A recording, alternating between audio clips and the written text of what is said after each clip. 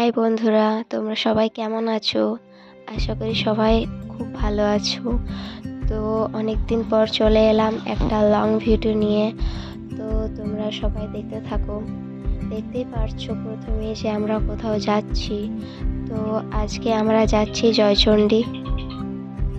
অনেকটাই সকাল এখন, জানি না কেউ থাকবে কি না। এখন বাজছে প্রায় 8টা। বেরিয়েছি অনেক সকাল সকাল, কারণ আমাদের বাড়ি থেকে জয়চণ্ডী অনেকটাই দূর, তাই একটু জলদি বার হয়েছে। কারণ এখনকার দিনে বুঝতেই তো পারছো কতটা রোদ পড়ছে, তাই জলদি বার হয়েছে। তো এই যে জয়চণ্ডী ঢুকছি, দেখতেই পারছো পাহাড়টা দেখাচ্ছি, খুব সুন্দর একটা দৃশ্য। প্রাকৃতিক দৃশ্যটা খুবই সুন্দর। আমি এসেছি এখানে অনেকবারই এসেছি, প্রায় অনেকবার এসেছি, বন্ধুদের সাথে এসেছি। দেখতে পাচ্ছ চলে এসেছি আমরা। এই যে সিঁড়িগুলো, অনেকগুলো সিঁড়ি আছে, খুব সুন্দর লাগে আমার এখানে।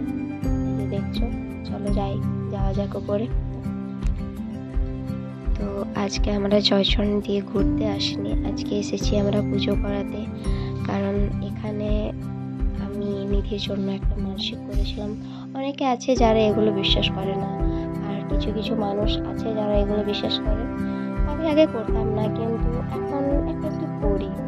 তাই সবাই নিজের উপর ডিপেন্ড করে, কি বিশ্বাস করো কি করো না। তো আমি মানসিক করেছিলাম নিধি যখন হয়নি তখন, কারণ 3 মাসের প্রেগনেন্সিতে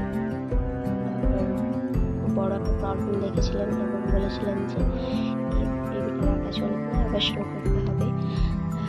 আর না করলে আমার প্রাণ সংশয় আছে, তাই অপারেশন করার কথা বলেছিল। এবং ভেবেছিলাম, তাও একবার ঠাকুরকে ডেকে বলেছিলাম, জয়চণ্ডীর সামনাসামনি ছিলাম, তো এখানে মাকে ডেকে বলেছিলাম, মা প্লিজ সব ঠিক করে দাও।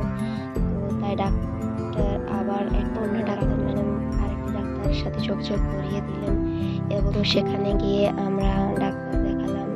ডাক্তার বললেন যে রিস্ক তো অনেক আছে, তাই তাও প্রায় 2 সপ্তাহের জন্য সময় দিলেন, যে দেখি কয়েকটা টেস্ট করালেন।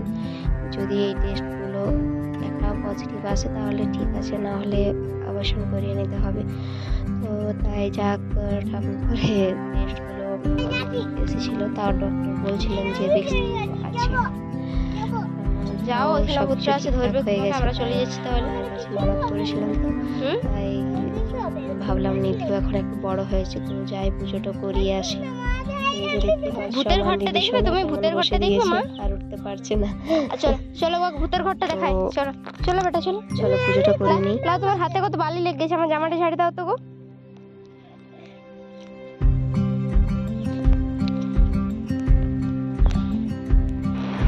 পুরো জায়গাগুলোতে দেখো একটা গাছ ছমছমে ব্যাপার থাকে না? এই যে এটা এরকম একটা গাছ ছমছমে ব্যাপার। সামনে যখন যাবে না প্রতিটি পুরোনো জায়গাতে বা হাভেলি মহল যেগুলো বলে পুরোনো থাকে রাজবাড়ি, সেগুলোতে গেলে দেখবে একটা গাছ ছমছমে ব্যাপার লাগে। আর এই যে অনেকগুলো সিঁড়ি পার করে চলে এলাম ঠাকুরের কাছে।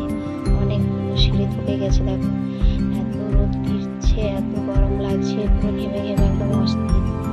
আর চলো মায়ের কাছে চলে এসেছি।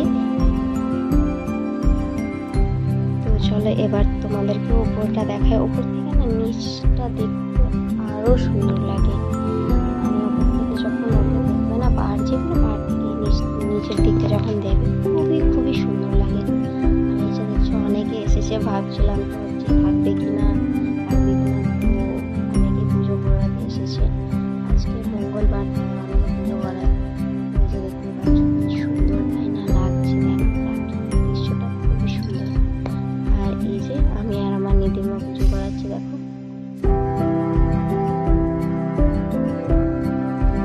পুজো হয়ে গেছে। অনেকে পুজো করাচ্ছিল, নিয়েছি। এবার চলো দেখি দৃশ্যটা পুজো করে নিই। দেখো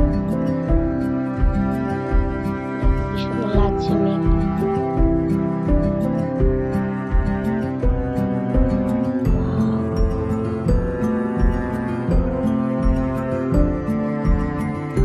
সবাই বসে আছে যারা পুজো করাতে এসেছে। তো আমাদের পুজো দেওয়া হয়ে গেল, আমরা চলে নিচে যাই।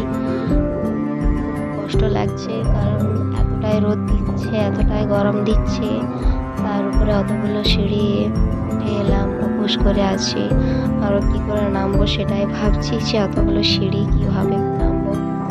এখন কিন্তু নিধিশোনার এনার্জিটা খুবই আছে, দেখো কীভাবে হাঁটছে, কীভাবে পাহাড়ে উঁচুতে নিচুতে চেপে যাচ্ছে, দেখো শুধু ওকে, মানে কি এনার্জিটাই না বাচ্চাদের, সত্যি একবার করে খুব ইচ্ছে করে আবার যদি ছোটবেলায় যেতে পারতাম। ছোটবেলার আনন্দটা একটা আলাদা রকমের না, প্রতিটা এনজয়মেন্ট, প্রতিটা মানে সব কিছু একটা আলাদা রকমের। কি না খুশিও, কোনো বন্ধুর দরকার নেই, বাড়ির দরকার নেই, একা একা বিন্দাস আরামে আছে। আর বড় হয়ে গেছি এখন, বন্ধু বান্ধব কেউ না থাকলে কিরকম একটা লাগে না। তো চলো আজকের ভিডিও এখানে অবধি। Thanks for watching, by.